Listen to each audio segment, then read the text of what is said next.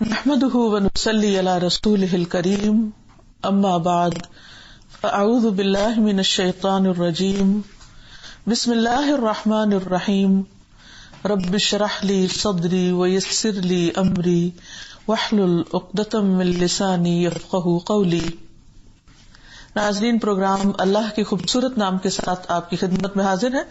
آج ہم انشاءاللہ اللہ سبحانہ وتعالی کے نام الشافی پر بات کریں گے۔ الشافی، شفا دینے والا، ہر قسم کی بیماریوں سے شفا عطا کرنے والا، خواہ جسمانی ہو یا روحانی۔ حقیقت یہ ہے کہ اللہ کے سوا کوئی بھی نہیں جو انسان کو بیماری سے نجات دے سکے، کیونکہ ہر چیز کا خالق وہ خود ہے اور ہر چیز کا علم بھی اسی کو ہے۔ بیماری کے اسباب کچھ بھی ہوں، لیکن حقیقت میں اللہ سبحانہ تعالیٰ ہی ہے جو شفا دیتا ہے۔ اس کا یہ مطلب نہیں کہ انسان کوشش نہ کرے، کوشش ضرور کرے، لیکن یقین اس بات پر رکھے کہ بیماری اس وقت تک جا نہیں سکتی جب تک اللہ تعالیٰ کا اذن نہ ہو۔ تو جتنے بھی تکلیف دہ امراض ہیں ان سب کو اللہ سبحانہ تعالیٰ ہی شفا دیتا ہے، جیسا کہ ابراہیم علیہ السلام نے کہا تھا، وَإِذَا مَرِضْتُ فَهُوَ يَشْفِينِ، کہ جب میں بیمار ہوتا ہوں تو وہی مجھے شفا دیتا ہے۔ اور پھر حضرت عائشہ فرماتی ہے کہ رسول اللہ صلی اللہ علیہ وسلم جو دم کیا کرتے تھے اس میں بھی یہ فرماتے، امسح البأس رب الناس بیدک الشفاء لا یکشف الکرب الا انت، اے لوگوں کے رب تکلیف دور کر دے، شفا تو تیرے ہی ہاتھ میں ہے، تیرے سوا اس کو دور کرنے والا اور کوئی بھی نہیں۔ ایک اور روایت میں آتا ہے کہ آپ فرماتے، انت الشافی لا شافی الا انت، تو ہی شافی ہے، یعنی شفا دینے والا ہے، مرض کو درست کرنے والا ہے، تکلیف کو دور کرنے والا ہے، تیرے سوا شفا دینے والا کوئی بھی نہیں۔ اور پھر انسان کا یہ یقین ہونا چاہیے کہ اللہ شفا دینے والا ہے۔ اس لیے انسان جب بھی کسی بیماری میں مبتلا ہو، چھوٹی بیماری ہو یا بڑی ہو، روحانی ہو یا جسمانی ہو، یا کسی قسم کی بھی کوئی رکاوٹ ہو، تو وہ اپنے رب ہی کو پکارے۔ اس سلسلے میں قرآن مجید میں آتا ہے، وَأَيُّوبَ إِذْ نَادَى رَبَّهُ، ایوب علیہ السلام جو ایک طویل بیماری میں مبتلا ہو گئے تھے تو انہوں نے اللہ سبحانہ وتعالیٰ کو پکارا، اپنے رب کو پکارا، انی مسنی الضر وانت ارحم الراحمین، کہ مجھے تکلیف پہنچی ہے اور تو ارحم الراحمین ہے، فاستجبنا لہ، تو ہم نے اس کی دعا قبول کر لی، فکشفنا ما بہ من ضر، اور جو بھی اس کو تکلیف تھی اس سے ہم نے ہٹا دی، وآتیناہ اہلہ ومثلہم معہم رحمتا من عندنا وذکری للعابدین، اور اس کے ساتھ اس کے گھر والے اور ان کی مانند اور بھی عطا کر دیے اپنے پاس سے رحمت کے لیے اور ان لوگوں کے لیے یاد دہانی جو عبادت کرنے والے ہیں۔ یعنی عام طور پر یہ ہوتا ہے کہ جب ایک انسان عبادت کرتا ہے یا اللہ کے قریب ہوتا ہے تو اس کا خیال یہ ہوتا ہے کہ شاید مجھ پر کوئی تکلیف نہیں آئے گی یا بیماری نہیں آئے گی، کیونکہ اللہ تعالیٰ نے دنیا امتحان کے لیے بنائی ہے، اور اللہ تعالیٰ نے اس کے بارے میں خود قرآن مجید میں بتا بھی دیا ہے کہ تم مختلف چیزوں سے ضرور آزمائے جاؤ گے۔ تو بیماری بھی ایک آزمائش ہوتی ہے جو انسان کے جسم پر آتی ہے، اور بعض اوقات اللہ کے بہت نیک بندے شدید بیمار ہو جاتے ہیں، جس کی مثال حضرت ایوب علیہ السلام ہے۔ لیکن ساتھ ہی انسان کو یہ یقین بھی رکھنا چاہیے کہ اللہ سبحانہ وتعالیٰ ہی شفا دینے والا ہے، یعنی بیماری اگر اس کی طرف سے آئی ہے تو شفا بھی اسی کی طرف سے آئے گی۔ اور یہاں فرمایا کہ جتنے بھی عبادت گزار ہیں اگر وہ کسی ایسی تکلیف میں مبتلا ہوں تو انہیں اپنے رب ہی کو پکارنا چاہیے۔ بلاجم قبیلہ کے ایک آدمی سے روایت ہے، وہ کہتے ہیں کہ میں نے پوچھا، اے اللہ کے رسول، آپ کن چیزوں کی طرف دعوت دیتے ہیں، یعنی آپ کا میسج کیا ہے؟ نبی صلی اللہ علیہ وسلم نے فرمایا، میں اس اللہ کی طرف دعوت دیتا ہوں جو یکتا ہے، یعنی ایک ہے، کہ جب تم پر کوئی مصیبت آتی ہے تو تم اسے پکارتے ہو اور وہ تمہاری مصیبت دور کر دیتا ہے، جب تم کسی بیابان جنگل میں راستہ بھول جاؤ، راستہ کھودو اور اس سے دعا کرو تو وہ تمہیں واپس پہنچا دیتا ہے. جب تم قحط سالی میں مبتلا ہو، یعنی تمہاری زمین سے فصلیں نہ اگے اور اس سے تم دعا کرتے ہو تو وہ تم پر پیداوار ظاہر کر دیتا ہے. یعنی دوسرے لفظوں میں وہ جس کے پاس ہر چیز کا کنٹرول ہے، جس کے قبضہ قدرت میں ہے ہر چیز اسی کے حکم سے ہوتی ہے، تو تم اپنی مشکلات میں اسی کو پکارو. حقیقت یہ ہے کہ اللہ سبحانہ وتعالی کو کسی بھی کام کے کرنے کے لیے کسی سبب کی ضرورت نہیں ہوتی کہ کوئی سبب ہو تو پھر وہ کام ہو. اللہ تعالیٰ اسباب کا محتاج نہیں، وہ تو بغیر اسباب کے، بغیر علاج کے، بغیر دوا کے بھی شفا دے سکتا ہے. اور اس کی کئی ایک مثالیں ہم دیکھتے ہیں.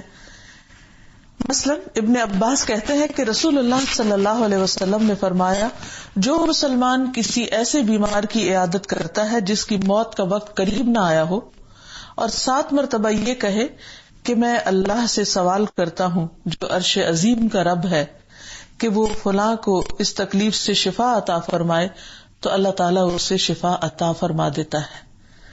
یعنی اگر کوئی شخص یہ دعا پڑھے تو اللہ تعالیٰ اس دعا کی برکت سے شفا دے دیتے ہیں.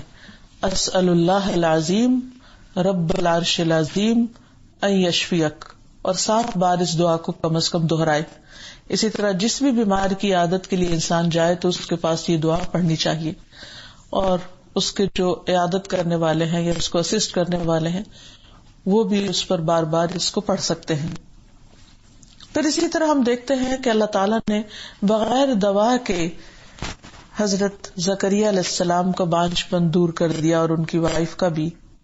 قرآن پاک میں آتا ہے، اللہ تعالیٰ فرماتے ہیں، یا زکریا انا نبشرک بغلام اسمہ یحییٰ لم نجعل له من قبل سمیا قال ربی انا یکون لی غلام وکانت امرأتی عاقرا وقد بلغت من الکبر عتیا قال كذلك قال ربك هو علي هين وقد خلقتك من قبل ولم تك شيئا.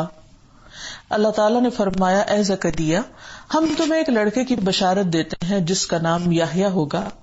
اس سے پہلے اس نام کا کوئی دوسرا آدمی ہم نے پیدا نہیں کیا، یعنی دنیا میں یہ پہلا بچہ ہوگا جس کا نام یحییٰ ہوگا. زکریا علیہ السلام نے عرض کیا، اے میرے پروردگار، میرے ہاں لڑکا کیسے ہوگا جبکہ میری بیوی بانجھ ہے اور میں بڑھاپے کی حد کمال کو پہنچ چکا ہوں. اللہ تعالیٰ نے فرمایا، ہاں ایسا ضرور ہوگا، تیرا رب یہ کہہ رہا ہے کہ یہ میرے لیے بہت آسان ہے، اس سے پہلے میں تجھے پیدا کر چکا ہوں جبکہ تو کوئی چیز نہ تھا. تو اس سے یہ پتہ چلتا ہے کہ اللہ سبحانہ تعالیٰ نے بغیر کسی سبب اور ذریعے کے براہ راست حضرت زکریا اور ان کی اہلیہ کا بانجھ پن دور کر دیا، صرف دعا کی وجہ سے. اللہ تعالیٰ سبب کا محتاج نہیں، سبب کے محتاج بندے ہیں. پھر اسی طرح بغیر دوا کے آنکھوں کو شفا دینے والا. یعقوب علیہ السلام کی بینائی جب جاتی رہی یوسف علیہ السلام کے غم میں رو رو کر، تو اس پر اللہ سبحانہ تعالیٰ نے ان کی بینائی لوٹانے کا ایک سبب پیدا کیا، اور یوسف علیہ السلام کا قمیص جب ان کو ملا اور ان کی آنکھوں پہ ڈالا گیا تو بالکل وہ درست ہو گئے. یہاں بھی کوئی دوا نہیں ڈالی گئی تھی ان کی آنکھوں میں، اللہ تعالیٰ نے اپنی رحمت سے ان کو شفا عطا کی. اذهبوا بقمیصی هذا فالقوه على وجه ابی یأتی بصیرا واتونی باہلکم اجمعین. یہ میری قمیص لے جاؤ اور اسے میرے والد کے چہرے پر ڈال دینا، اور وہ بینا ہو جائیں گے، دیکھنے لگیں گے، اور انہیں لے کر تم سب اہل و عیال سمیت میرے یہاں آ جاؤ، یعنی سب یہیں پر شفٹ ہو جاؤ. اب پھر کیا ہوا؟ فلما ان جاء البشیر القاہ علی وجہہ فارتد بصیرا قال الم اقل لکم انی اعلم من اللہ ما لا تعلمون. پھر جب خوشخبری لانے والا آ گیا اور اس نے قمیص یعقوب علیہ السلام کے چہرے پر ڈالی تو وہ فوراً بینا ہو گئے، ان کی آنکھیں دیکھنے لگ گئیں، اور کہنے لگے، میں نے تم سے کہا نہ تھا کہ میں اللہ سے وہ کچھ جانتا ہوں جو تم نہیں جانتے. تو یہاں اب آپ دیکھیے کہ یوسف علیہ السلام کے قمیص کہ بھیجنے سے اللہ سبحانہ وتعالیٰ کا حکم تھا وہ بھی، لیکن دوا نہیں تھی کوئی، دوا کے بغیر شفا ہوئی. اسی طرح ہم دیکھتے ہیں کہ نبی صلی اللہ علیہ وسلم نے خیبر کے دن فرمایا کہ کل میں جھنڈا ایسے شخص کو دوں گا جس کے ہاتھ پر فتح ہوگی اور وہ اللہ اور اس کے رسول سے محبت رکھتا ہے اور جس سے اللہ اور اس کا رسول بھی محبت کرتے ہیں. رات بھر سب صحابہ کے ذہن میں یہی خیال رہا کہ دیکھے جھنڈا کس کو ملتا ہے. جب صبح ہوئی تو ہر شخص امیدوار تھا، لیکن آپ صلی اللہ علیہ وسلم نے دریافت فرمایا کہ علی کہاں ہے؟ عرض کیا گیا کہ ان کی آنکھوں میں درد ہو گیا ہے. آپ صلی اللہ علیہ وسلم نے اپنا مبارک لعاب دہن ان کی آنکھوں میں لگا دیا اور ان کے لیے دعا کی اور اس سے انہیں صحت ہو گئی، کسی بھی قسم کی کوئی تکلیف باقی نہ رہی. تو یہاں ہم دیکھتے ہیں کہ صرف دعا سے اور لعاب دہن لگانے سے شفا مل گئی. تو حقیقت میں بات یہ ہے کہ شفا اللہ کے ہاتھ میں ہے اور وہ بغیر دوا کے بھی شفا عطا کر سکتا ہے. اس لیے اگر کسی شخص کو بیماری سے شفا ہو کسی خاص دوا کے مثلاً کھانے سے، تو بھی اس کے ذہن میں ہمیشہ یہ ہونا چاہیے کہ شفا اللہ نے دی ہے، اس دوا نے نہیں دی یا ڈاکٹر نے نہیں دی. اس کی مثال تو ایسے ہی ہے کہ جیسے کوئی شخص اگر ایک گلاس میں پانی پیے اور وہ کہے کہ مجھے گلاس نے پانی پلایا، تو گلاس نے تو پانی نہیں پلایا، گلاس تو ایک ذریعہ ہے، ایک سبب ہے، پانی پلانے والا تو کوئی اور تھا. تو اسی طرح زندگی میں انسان کو جو بھی نعمتیں ملتی ہیں وہ کسی سبب سے ملتی ہیں، لیکن اس سبب کا پیدا کرنے والا بھی اللہ ہی ہوتا ہے. اس لیے ہمیشہ شفا ملنے پر اللہ کی تعریف زیادہ کرنی چاہیے اور اللہ کا نام بلند کرنا چاہیے، اور باقی سب اسباب کے ملنے پر اللہ تعالیٰ کا شکر ادا کرنا چاہیے. پھر اسی طرح بغیر دوا کے ایک موقع پر زہر کا اثر ختم ہو گیا. ابو سعید کہتے ہیں کہ نبی صلی اللہ علیہ وسلم کے چند صحابہ عرب کے ایک قبیلے کے پاس سے گزرے. قبیلے والوں نے ان کی ضیافت نہیں کی. کچھ دیر بعد اس قبیلے کے سردار کو بچھو نے کاٹ لیا. اب قبیلے والوں نے ان صحابہ سے کہا کہ کیا آپ کے پاس کوئی دوا یا کوئی علاج، کوئی دم وغیرہ ہے؟ صحابہ نے کہا کہ تم لوگوں نے ہمیں مہمان نہیں بنایا، اب ہم اس وقت تک دم نہیں کریں گے جب تک تم ہمارے لیے اس کی مزدوری نہ مقرر کرو. چنانچہ ان لوگوں نے چند بکریاں دینی منظور کر لی. تو پھر ابو سعید خدری رضی اللہ تعالیٰ عنہ نے ام القرآن یعنی سورۃ فاتحہ پڑھی. وہ پڑھنے لگ گئے اور سورۃ فاتحہ پڑھتے رہے اور اپنا لعاب بھی اس جگہ پر ڈالنے لگے جہاں بچھو نے کاٹا تھا. اس سے وہ شخص تندرست ہو گیا. چنانچہ قبیلے والے بکریاں لے کر آئے، لیکن صحابہ نے کہا کہ جب تک ہم نبی صلی اللہ علیہ وسلم سے نہ پوچھ لیں یہ بکریاں نہیں لے سکتے، کیونکہ پتہ نہیں لینا جائز بھی ہے یا نہیں. پھر جب آپ سے پوچھا تو آپ مسکرا دیے اور فرمایا تمہیں کیسے معلوم ہو گیا تھا کہ سورۃ فاتحہ سے دم بھی کیا جا سکتا ہے؟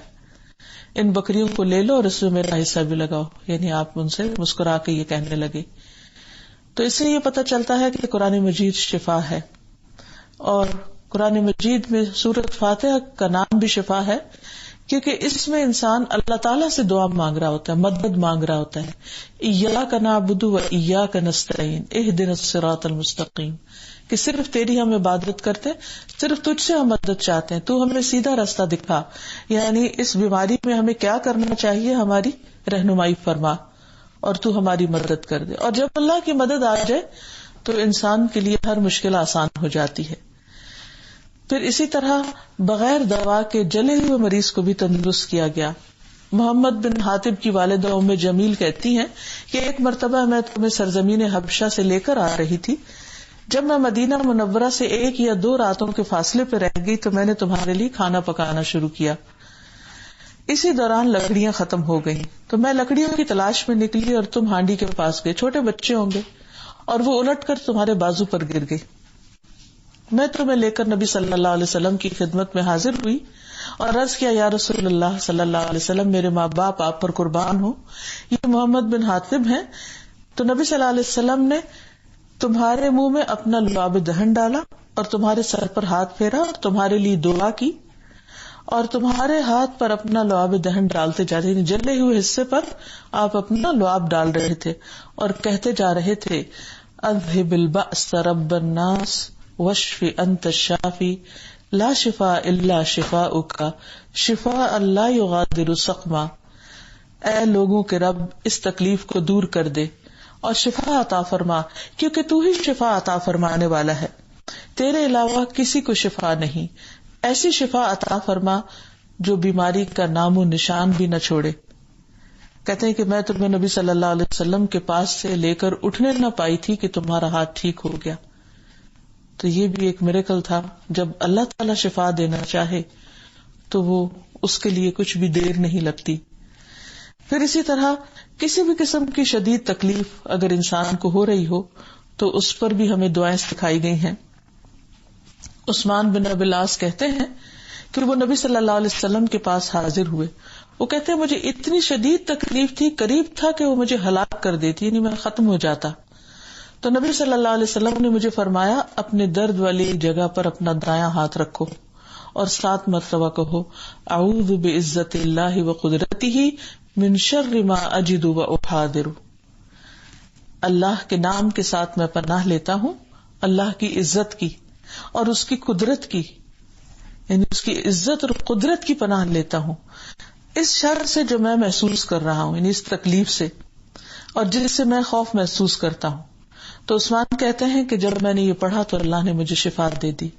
لیکن اس میں بات یہی ہے کہ انسان کو یقین ہونا چاہیے کہ میں اس وقت اللہ سبحانہ وتعالی جس کے پاس ساری طاقت ہے، سارے خزانوں کا وہ مالک ہے، اس سے مانگ رہا ہوں اور وہ دینے پر اور اس تکلیف کے دور کرنے پر قادر ہے۔ تو جتنے یقین کے ساتھ انسان اللہ تعالیٰ کو پکارے گا اتنی جلدی اس کی مشکل آسان ہوگی۔ لہذا یہاں پر 2 خاص باتیں جو ہے اعوذ بعزت اللہ و قدرتی، میں اللہ کی عزت، اللہ کی قدرت و قدرتی یعنی اس کی قدرت اور طاقت کی پناہ لیتا، یعنی اللہ تعالیٰ کی شان سب سے بلند ہے اور اللہ کی قدرت سب سے بڑی ہے، اس لیے میں کسی انسان پر بھروسہ نہیں کر رہا، اللہ پر بھروسہ کر رہا ہوں۔ تو جب انسان اللہ کو پکارتا ہے تو اللہ تعالیٰ اس کی سنتا ہے اور اس کی تکلیف دور بھی کر دیتا ہے۔ پھر اسی طرح بغیر دوا کے ہم دیکھتے ہیں کہ بعض اوقات زخم ٹھیک ہوئے، بعض اوقات جنون کا اثر ختم ہوا۔ خارجہ بن سل تمیمی اپنے چچا سے روایت کرتے ہیں کہ ایک مرتبہ رسول اللہ صلی اللہ علیہ وسلم کی خدمت میں حاضر ہوئے، جب واپس جانے لگے تو ہم ایک قوم کے پاس سے گزرے جن کے ہاں ایک مجنون آدمی تھا جس کو انہوں نے زنجیروں میں باندھا ہوا تھا۔ تو اس کے اہل خانہ کہنے لگے کہ ہمیں معلوم ہوا ہے کہ تمہارا یہ ساتھی کوئی خیر لے کر آیا ہے، کیا اس کے پاس کوئی ایسی چیز ہے کہ جس سے یہ اس کا علاج کر سکے؟ وہ کہتے ہیں کہ میں نے سورۃ فاتحہ پڑھ کر دم کیا اور وہ ٹھیک ہو گیا۔ پھر اسی طرح مرہ کہتے ہیں کہ میں نے نبی صلی اللہ علیہ وسلم میں 3 چیزیں ایسی دیکھی جو مجھ سے پہلے کسی نے نہیں دیکھی۔ میں ان کے ساتھ مکہ کے راستے میں تھا کہ آپ کا گزر ایک عورت کے پاس سے ہوا، اس کے ساتھ اس کا بیٹا تھا جس کو جنونی کیفیت تاری تھی۔ میں نے اتنی سخت دیوانگی پہلے کسی میں نہیں دیکھی تھی، بالکل پاگل ہو گیا تھا بچہ۔ وہ عورت کہنے لگی اللہ کے رسول صلی اللہ علیہ وسلم میرے بیٹے کی حالت آپ دیکھ رہے ہیں، اب کیا کیا جائے؟ آپ نے فرمایا اگر تم چاہتی ہو تو میں اس کے لیے دعا کر دیتا ہوں۔ بس آپ صلی اللہ علیہ وسلم نے اس کے لیے دعا فرمائی اور چل دیے۔ واپسی پر آپ کا گزر اسی بچے کے پاس سے ہوا اور وہ دوسرے بچوں کے ساتھ اچھا بھلا کھیل رہا تھا، یعنی اس کی تکلیف دور ہو گئی۔ اس کی ماں نے آپ کے لیے 6 مینڈے تیار رکھے تھے، اس نے 2 مینڈے آپ کو ہدیہ کر دیے اور کہا کہ اسے دوبارہ جنون والی بیماری نہیں لگی، یعنی اس کے بعد کبھی بھی اس کو یہ مرض نہیں ہوا۔ پھر رسول اللہ صلی اللہ علیہ وسلم نے فرمایا ہر چیز جانتی ہے کہ میں اللہ کا رسول ہوں سوائے کافر و فاسق جنوں اور انسانوں کے، یعنی ہر چیز کو پتا ہے کہ میں اللہ کا رسول ہوں، اور ظاہر ہے کہ اللہ کے رسول صلی اللہ علیہ وسلم کو خاص تائید بھی حاصل ہوتی ہے اللہ تعالی کی طرف سے۔ تو ان باتوں سے یہ پتہ چلتا ہے کہ اللہ کے کلام میں برکت ہے، شفا ہے، اور یقین کے ساتھ اس کو پڑھنے سے شفا نصیب ہوتی ہے، اور صرف دعا کے ذریعے بھی بیماری دور ہو سکتی ہے دوا کے بغیر۔ اس کا مطلب نہیں دوا کرنی نہیں چاہیے، دوا کا حکم بھی اللہ ہی نے دیا ہے، لیکن دعا میں بہت پاور ہے۔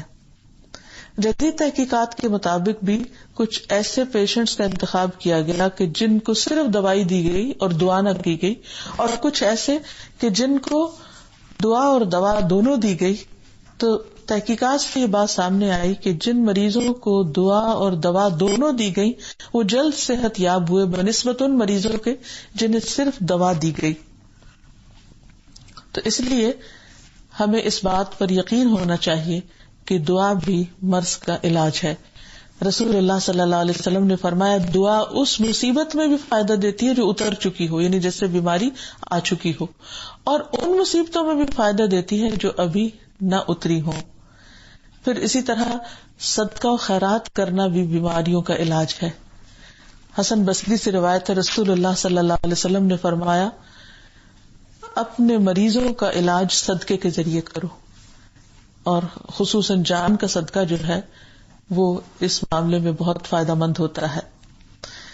پھر اسباب کے ذریعے شفا، اس کی بھی بہت سی مثالیں ملتی ہیں، اور اس کا ہمیں حکم بھی دیا گیا ہے کہ جب کوئی بیماری ہو تو اس کو ٹھیک کرنے کا طریقہ اختیار کرو، کیونکہ اللہ تعالیٰ نے کوئی بیماری ایسی نہیں اتاری جس کے لیے شفا نہ اتاری ہو.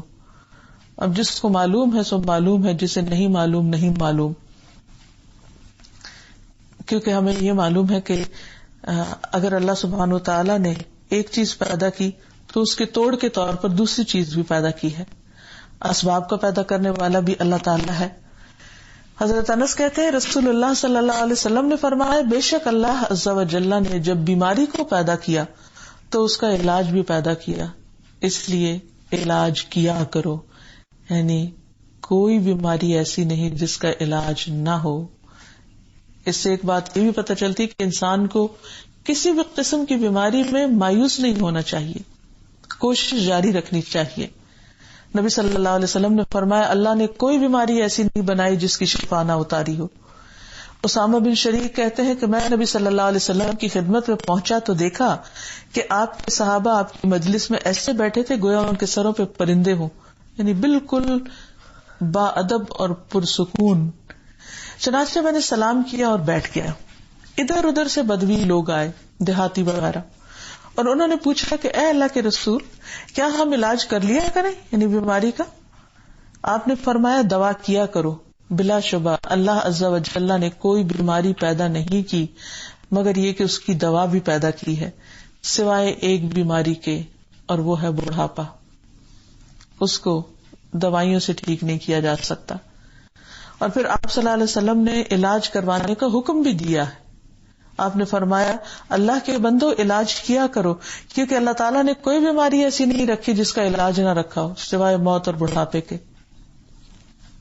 لیکن یہ عقیدہ رکھنا ضروری ہے کہ اسباب محض ایک آلہ ہے، مسبب الاسباب اللہ سبحانہ وتعالی ہے، اور اللہ سبحانہ وتعالی جب اس سبب کے اندر تاثیر پیدا کرتے ہیں تو وہ فائدہ دیتا ہے، اور پھر اللہ تعالیٰ کے حکم سے ہی شفا ہوتی. جابر کہتے ہیں کہ رسول اللہ صلی اللہ علیہ وسلم نے فرمایا ہر بیماری کے لیے دوا ہے. جب کسی مریض کو صحیح طریقے پر بیماری کی دوا پہنچتی ہے تو اللہ عز و جل کے حکم سے وہ درست ہو جاتا ہے. اور اگر کوئی یہ کہے کہ مجھے ڈاکٹر نے ٹھیک کر دیا ہے یا فلاں دوا نے ٹھیک کر دیا تو یہ ایک طرح سے شرکیہ جملے بھی بن جاتے ہیں. اس سے پرہیز کرنا چاہیے.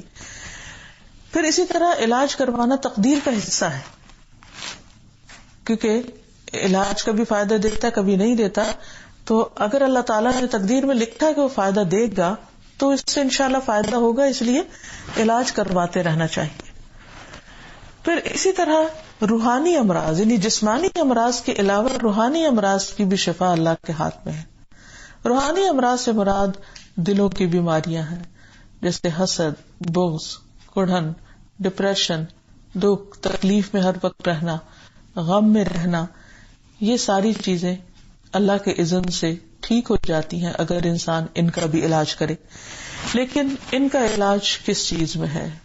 اللہ تعالیٰ فرماتے ہیں یا ایھا الناس قد جاءتکم موعظۃ من ربکم وشفاء لما فی الصدور وہدی ورحمۃ للمؤمنین. لوگوں تمہارے پاس تمہارے رب کی طرف سے نصیحت آ چکی ہے، یہ دلوں کے امراض کی شفا ہے، یعنی قرآن مجید اللہ کا کلام، اور مومنوں کے لیے ہدایت اور رحمت ہے۔ تو اس سے یہ پتہ چلتا ہے کہ دلوں کی بیماریوں کا علاج قرآن ہے، رب کا قرب ہے، رب سے دعا کرنا ہے، اللہ کا ذکر کرنا ہے۔ اللہ بذکر اللہ تطمئن القلوب، سنو اللہ کے ذکر سے دلوں کو اطمینان اور سکون ملتا ہے۔ اور قرآن مجید اور نماز اللہ کا بہترین ذکر ہے، دکھوں اور غموں سے شفا دینے والی چیزیں۔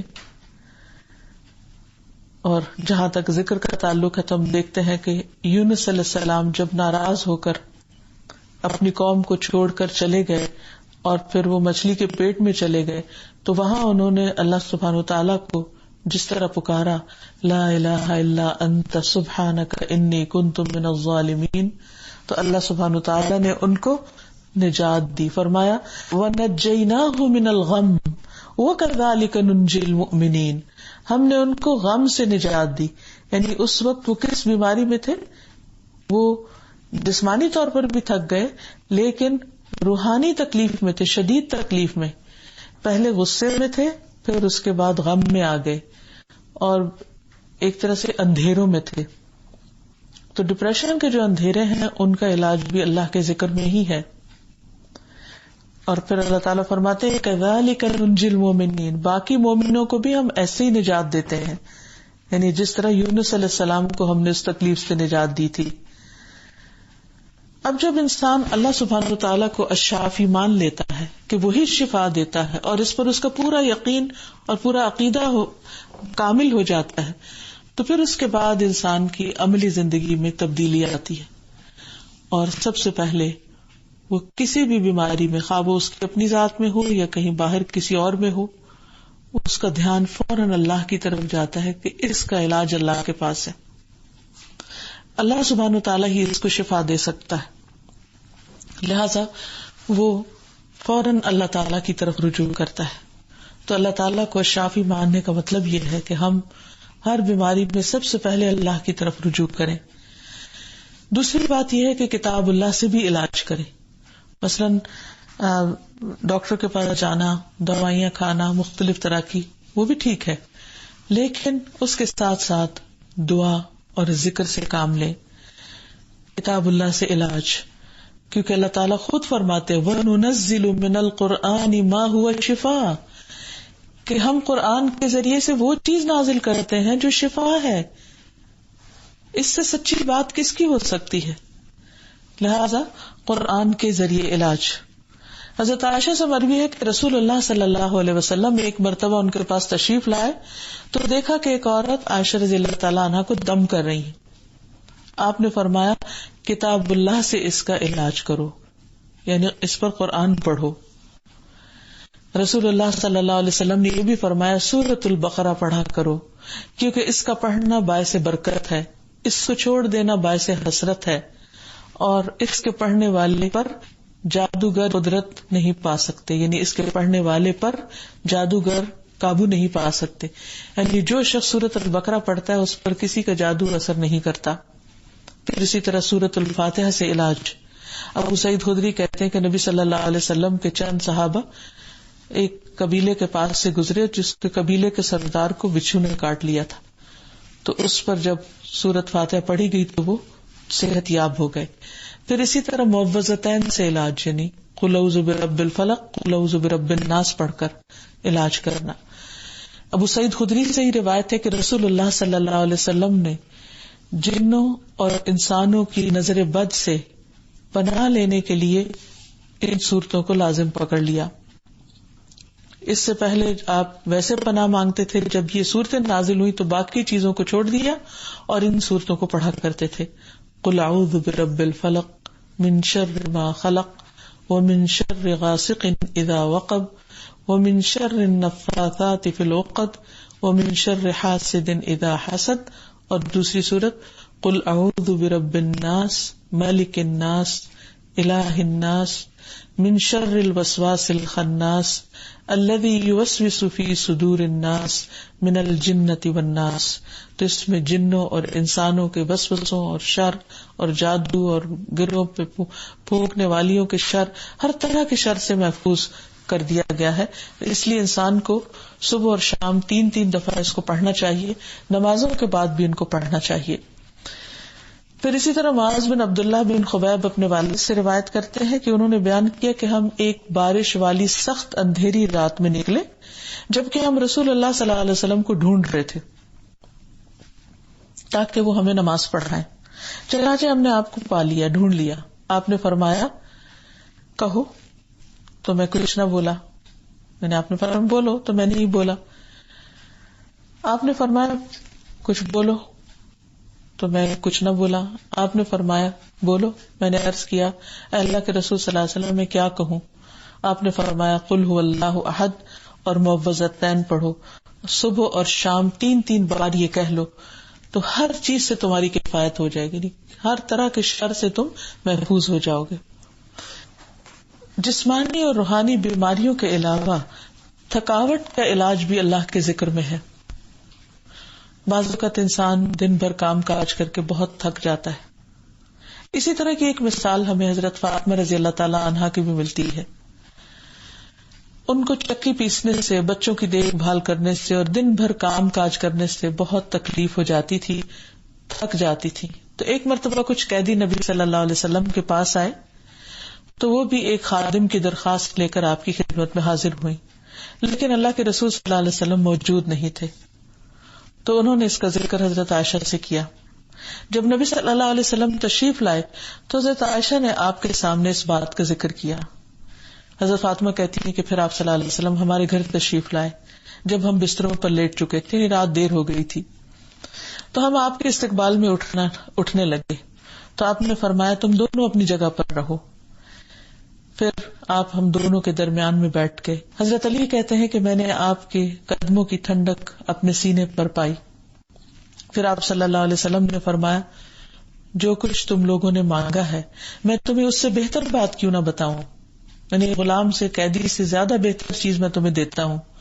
جب تم دونوں اپنے بستر پر لیٹ جاؤ تو اللہ اکبر 34 بار، الحمدللہ 33 بار اور سبحان اللہ 33 بار، یعنی 33 اور اللہ اکبر 34 ٹائمز پڑھو.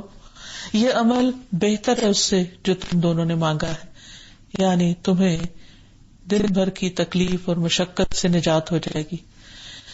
پھر اسی طرح ڈر اور خوف ختم کرنے کا نسخہ بھی یہی ہے.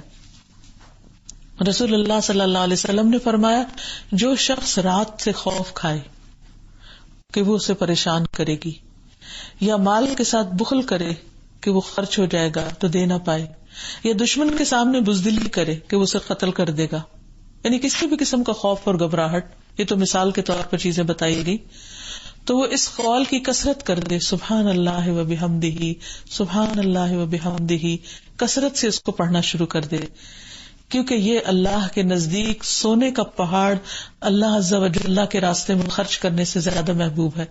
یعنی اگر کوئی شخص ایک پہاڑ بھر سونا صدقہ کر دے تو اس سے زیادہ اللہ کو پیارا ہے کہ کوئی شخص ان الفاظ سے اللہ کی حمد و ثنا بیان کرے، تسبیح کرے.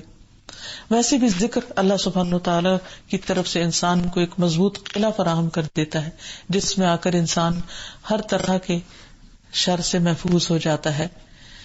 پھر اسی طرح انسان کے جسم پر ہر جوڑ پر ہر روز صدقہ واجب ہوتا ہے. تو جب انسان تسبیحات پڑھتا ہے تو یہ صدقہ ادا ہو جاتا ہے. اسی طرح چاشت کے 2 نفل جو ہیں وہ تمام جوڑوں کا صدقہ ہو جاتے ہیں. پھر زہریلے جانور کے ڈنک مارنے پر دم کرنا، اور اس پر بھی نبی صلی اللہ علیہ وسلم نے قل یا ایھا الکافرون، قل اعوذ برب الفلق اور قل اعوذ برب الناس جو ہے یہ سکھائی ہے. پھر اسی طرح نبی صلی اللہ علیہ وسلم نے اپنے پیچھے طب کا بھی ایک بہت بڑا ذخیرہ چھوڑا ہے. تو طب نبوی کے ذریعے علاج کرنا بھی مسنون ہے، جس میں آپ صلی اللہ علیہ وسلم نے حجامہ کے بارے میں تلقین کی ہے. نبی صلی اللہ علیہ وسلم جب معراج پر تشریف لے گئے تو فرشتوں کے جس گروہ کے پاس سے بھی آپ کا گزر ہوا انہوں نے آپ کو یہی مشورہ دیا کہ آپ اپنی امت کو حجامہ کرانے کے لیے کہیں. اگر تمہاری دواؤں میں کسی میں بھلائی ہے تو پچنا لگوانے یا شہد پینے اور آگ سے داغنے میں، یہ 3 چیزیں سے فائدہ ہوتا ہے اگر وہ مرض کے مطابق ہو، یعنی کرنے والا اس کو سمجھ جائے. اور میں آگ سے داغنے کو پسند نہیں کرتا. پھر اسی طرح رسول اللہ صلی اللہ علیہ وسلم نے فرمایا نہار منہ سینگی لگوانا بہتر ہے اور اس میں شفا ہے اور برکت ہے. یہ عقل بڑھاتا ہے، حافظہ تیز کرتا ہے. اللہ برکت دے. جمعرات کو سینگی لگوایا کرو. بدھ، جمعہ، ہفتہ اور اتوار کے روز پچنے مت لگوایا کرو. اور پیر اور منگل کو سینگی لگوایا کرو، اس لیے کہ اسی دن اللہ تعالیٰ نے ایوب علیہ السلام کو بیماری سے شفا عطا فرمائی اور بدھ کے روز ان کو آزمائش میں مبتلا کیا تھا. اور کوڑ پن اور پھلبہری بھی بدھ والے دن یا رات کو ظاہر ہوتی ہے. یعنی یہ ساری معلومات بھی ہمیں سنت سے ملتی ہے. پھر اسی طرح کلونجی کا استعمال، آپ نے فرمایا کہ موت کے علاوہ کلونجی میں ہر چیز کی شفا ہے، اور اس کے تیل پر دم وغیرہ بھی کیا جا سکتا ہے جس سے اس کی افادیت اور بڑھ جاتی. شہد کے بارے میں تو خود قرآن مجید میں بتایا گیا ہے کہ اس میں لوگوں کے لیے شفا ہے. یخرج من بطونها شراب مختلف الوانہ فیہ شفاء للناس. اسی طرح آب زمزم باعث شفا ہے. رسول اللہ صلی اللہ علیہ وسلم نے فرمایا زمزم کا پانی اس مقصد کے لیے جس کے لیے پیا جائے، نہیں اگر کوئی شفا کی غرض سے اس کو پیتا ہے تو اسے شفا نصیب ہوگی. آپ نے فرمایا روئے زمین پر سب سے بہترین پانی زمزم ہے. یہ بھوکے کے لیے کھانا اور بیمار کے لیے شفا ہے. پھر اسی طرح عام پانی سے بھی علاج کیا جا سکتا ہے. نبی صلی اللہ علیہ وسلم نے فرمایا جب کسی کو بخار ہو جائے تو 3 رات سحری کے وقت اس پر ٹھنڈا پانی بہایا جائے، ارلی مارننگ. تو اس سے بھی پتہ چلتا ہے کہ ارلی مارننگ کا نہانا جو ہے وہ بھی باعث شفا ہے. پھر زیتون کا تیل، آپ نے فرمایا زیتون کھاؤ اور اس کو لگاؤ، بے شک وہ مبارک درخت سے ہے. پھر بیری کے پتوں سے علاج، خاص طور پر جادو وغیرہ کا. پھر جنگلی بکری کے گوشت میں شفا ہے. پھر عود ہندی میں شفا ہے. پھر بیمار کے لیے اور میت کے سوگواروں کے لیے آپ تلبینہ پکانے کا حکم دیتے تھے. حضرت عائشہ بیمار اور میت کے سوگواروں کے لیے تلبینہ پکانے کا حکم دیتی تھی اور فرماتی تھی کہ میں نے نبی صلی اللہ علیہ وسلم سے سنا کہ تلبینہ مریض کے دل کو سکون پہنچاتا ہے اور غم دور کرتا ہے. پھر اسی طرح مہندی بھی زخم کو ٹھیک کرتی ہے، لیکن غیر شرعی طریقوں سے پرہیز کرنا چاہیے. اللہ سبحانہ تعالیٰ کے علاوہ کسی اور جن یا شیطان سے مدد مانگنا اور اس قسم کا کوئی علاج کرنا وہ درست نہیں، کیونکہ شرک جو ہے وہ انسان کے سارے اعمال کو برباد کر دیتا ہے. حرام ادویات سے بچنا چاہیے کیونکہ حرام میں شفا نہیں، حرام تو خود بیماری ہے. پھر اسی طرح جو شخص یہ چاہتا ہے کہ اس کی پریشانی دور ہو، اسے دوسروں کی پریشانیاں دور کرنی چاہیے، لوگوں کی مدد کرنی چاہیے، صدقہ خیرات کرنا چاہیے، دعا مانگنا چاہیے، توبہ استغفار کرنا چاہیے، مخلوق پر احسان کرنا چاہیے، مصیبت زدہ اور حاجت مند کی مدد کرنی چاہیے، کیونکہ جو بندوں کی مدد کرتا ہے اللہ تعالیٰ اس کی مدد میں ہوتا ہے. جو کسی کی پریشانی دور کرتا ہے اللہ تعالیٰ اس کی پریشانیاں دور کرتا ہے. اور پھر اللہ کے ان ناموں سے دعا بھی کرنی چاہیے. اذهب البأس رب الناس انت الشافی لا شفاء الا شفاؤک اشف شفاء لا یغادر سقما. اللہ تعالی ہم سب کو جسمانی اور روحانی امراض سے شفا عطا فرمائے. وآخر دعوانا ان الحمد للہ رب العالمین.